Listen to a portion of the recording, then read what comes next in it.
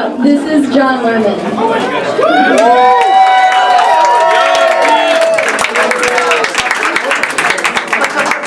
Thanks for the introduction. Guys, we fucking did it. We really did it. We got 6 white guys to do a comedy show. They said it couldn't be done, but nevertheless, we persisted. We persisted, guys. College is a scam. Can we agree on that? Yeah. You guys can probably guess from how I look what I study. Come on, honestly, supply chain management. I just have the classic supply chain management haircut. You can tell by like a mile away. No, supply chain is cool because people will ask me what I study. They'll be like, "Oh, John, what do you study?" I'm like, "Oh, supply chain management." They're like, "Oh, what's that?" And I'm like, "Oh, funny you ask, because I have no fucking clue." And when I was a freshman, I thought it was hilarious that I had no direction in life. But now I'm a senior, and it's like way less funny, and just sad, and it disappoints my parents. So now, so I don't embarrass myself, I just kind of started like making shit up when people ask me. Like people ask me what I say, be like, "Oh, supply chain management," like I know what that is. And they'll be like, "Oh, what's that? Please enlighten me." And I'll be like, "Oh, well, I pull out a dollar bill and I say, "You see this dollar bill? Imagine every single hand this dollar bill has ever touched. That is supply chain management." With a dollar bill in the pocket. And I wink at them. And they say, "Wow, you must be really smart." I'm like, "Yeah." And I'm crying on the inside. Do you guys remember bullying? Like, I don't mean like cyber, I don't like before people had phones, like bullying, like when you had to talk shit to a person's face. Do you guys remember that? There was a lot of that when I was younger. A lot of it was really just really homophobic, but also like really homoerotic at the same time. Like kids would always ask each other this question like, "Oh, how much money would it take for you to suck a dick?"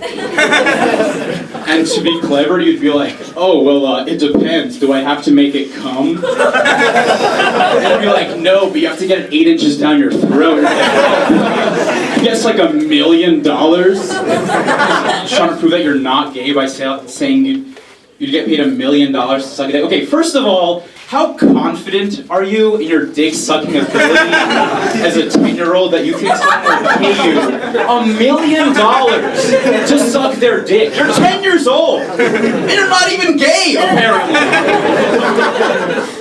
I don't get it. I really don't. You ever meet someone and you can just tell they're a Republican? Just by looking at them, you just get the vibe that they're like vaguely xenophobic. Just like their face just screams like, "I refuse to eat sushi and I'm proud of it." You ever see those people? Isn't that fucking annoying? Like if they say, "Oh, it's raw fish. I would never eat raw fish." Yes, I fucking know what sushi is. Put it in your face.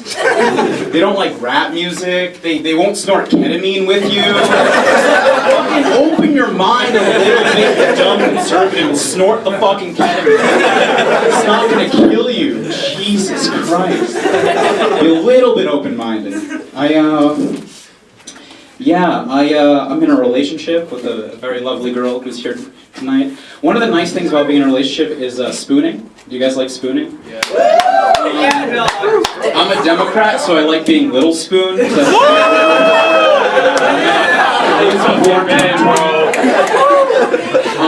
Sometimes I care about my girlfriend. I will fulfill my duties as big spoon when I must.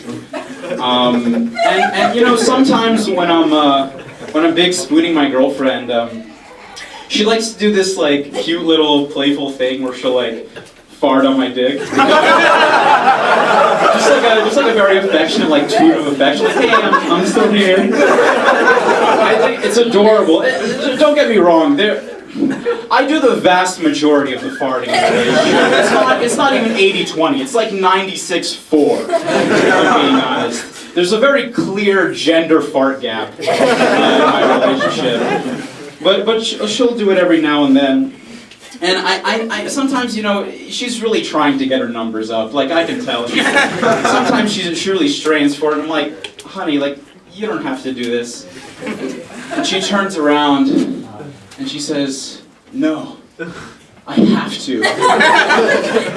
And I say, why? And she says, because farting on your dick is the closest I get to shitting on the patriarchy.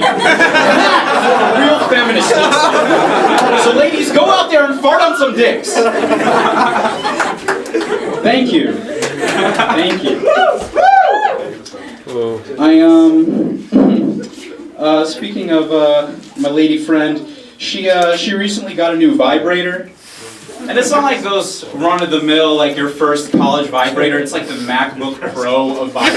It's got like 20 different, like 30 different settings. It's really unbelievable. I didn't realize that my dick was also going to be rendered obsolete by automation. I'm just worried about my job, you know? And like, sex used to be interesting when you're first dating. Like, you try to show off, you try to be all freaky and stuff, so they think like you're into, you know?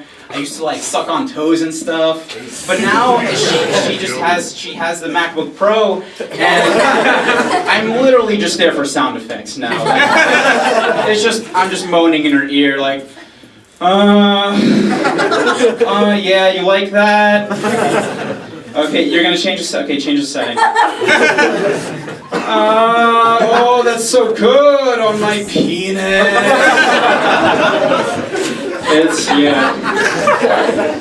So the relationship's going great. We're very happy with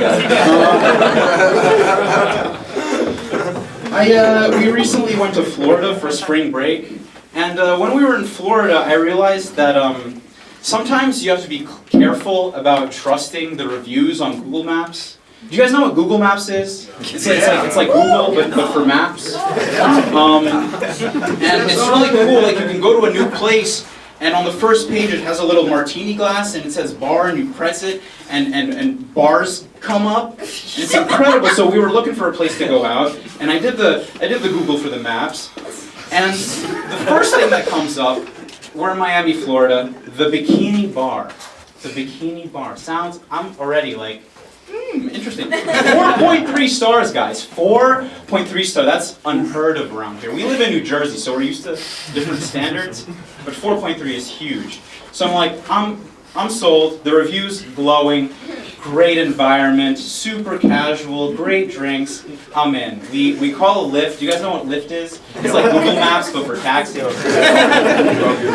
So we take the Lyft to the Bikini Bar, and we enter, and if you can imagine the smallest bar you've ever been in, and cut that in half, and every seat in the bar is occupied by a middle-aged man getting a very vigorous lap dance.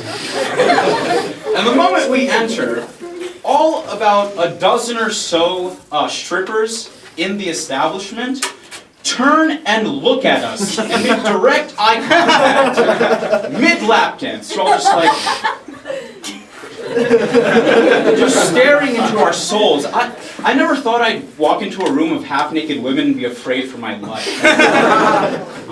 So we made a 180 and got the fuck out of there immediately, and we're never going back to the Bikini Bar. So don't trust Google Maps reviews. At least double check on Yelp or something. Let's see. I used to go, my family used to take us on vacations a lot as a kid.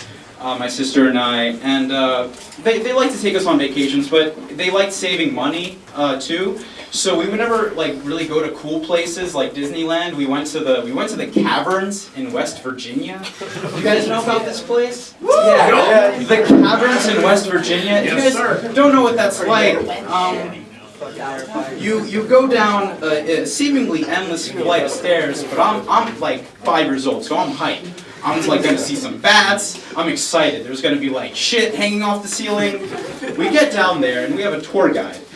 And she says, okay guys, welcome to the tour. First I'd just like to, establish some things. And I'm running around like a spaz, barely paying attention. And she tells us that these rock formations, the stalactites and the stalagmites, you see in the caverns, thank you very much. Very good at science.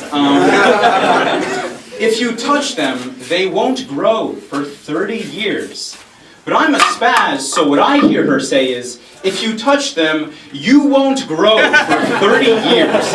And I'm about, I don't know, 4'5" at the time, and I'm already the shortest kid in my class. And I'm like, oh, fuck. This is not as fun as I thought it would be. So I'm walking through these caverns, just fucking touching these fucking things coming out of the ceiling, like shitting my pants. And then I don't realize until 2 years later when I'm talking about it with my mom, and I'm like, oh my god, remember those caverns? I really dodged a bullet there. She's like, what do you mean? And I'm like, yeah, I didn't touch any of the rocks. I get to keep growing, right, Mom? She's like, what are you talking about? I'm like, if you touch the rocks, you don't grow for 30. She's like, no, they don't grow for 30 years. I'm like, oh, well, I already have anxiety. So that stuck with me for the rest of my life. I'm gonna finish up real soon. You guys ever been in an Uber? That's fun. I once called an Uber, and then I got into the Uber and I realized it wasn't an Uber. So I hijacked the car. I embarrassed myself. Alright, thank you guys. I've been John Lemon.